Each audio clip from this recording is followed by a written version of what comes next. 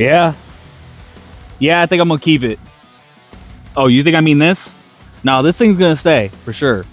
But I'm gonna get into what I'm talking about here in just a second. Washington, we need to discuss something.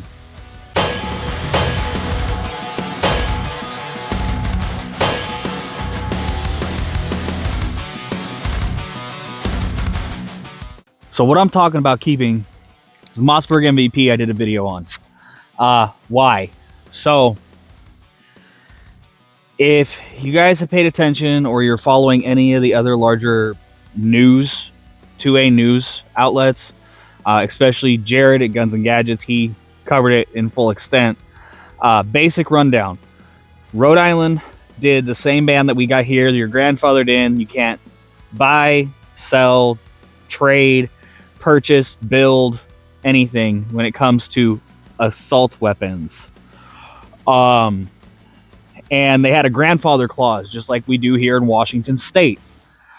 But they are undoing the grandfather clause, and they're going to go door to door and start confiscating the firearms. I actually have one subscriber. Thank you very much for bringing it to my attention.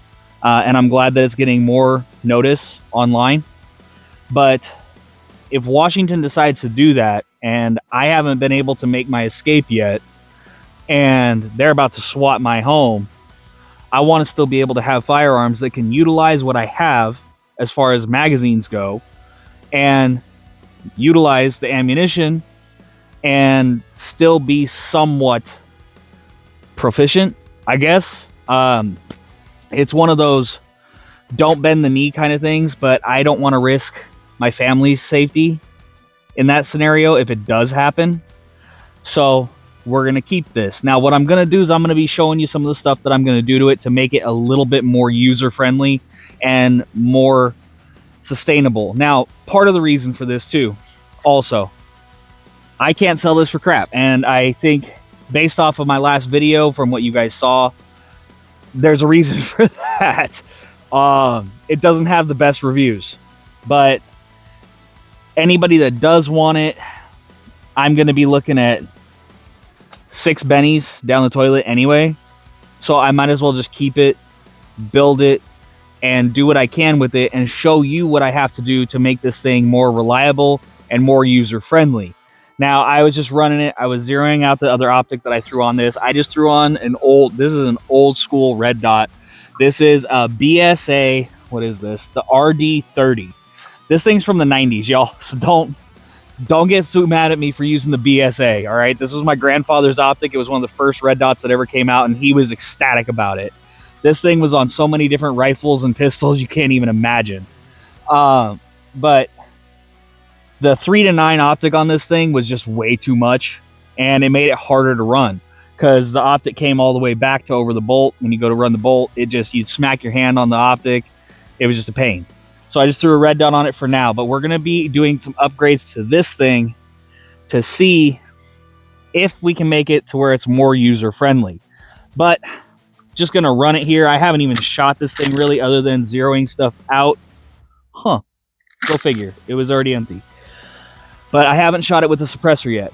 So I want to see how quiet it is. Now, these are supers that I have in this. These are the, let me see the box, the Ammo Inc. Signature Supersonic. But supposedly, with this barrel, it is going to make it to where it's supposedly hearing safe. Let me see what I got. Yeah, there's a target way up there. I wouldn't say it's necessarily hearing safe, but that's sneaky boy. Now, if you put some subs in this, that thing would probably be great, which I'll grab some subs in the next video. But I just wanted to see how well this thing's going to do here. Okay. Oof, I hate that bolt. I absolutely hate running this thing. Whew. Hopefully, breaking it in by running it a lot, it's going to get better. But you guys will see that through the progression of me building it, running it, and testing it. But, yeah, when it comes to confiscations,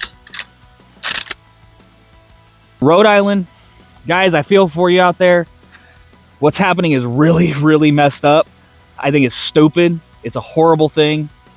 And I'm really hoping that it gets shot down, but it doesn't sound like it. So I will do what I can to try and help you guys find some of these. Like, just to think about it. We can't buy them here in Washington either. You guys are getting them taken away. I'm trying to find stuff for people that are new to the firearms community to find. So I will be trying to put out videos that will help Washington, but it'll help you guys too. Any of you restricted states, you guys, I get it. Everybody says just move.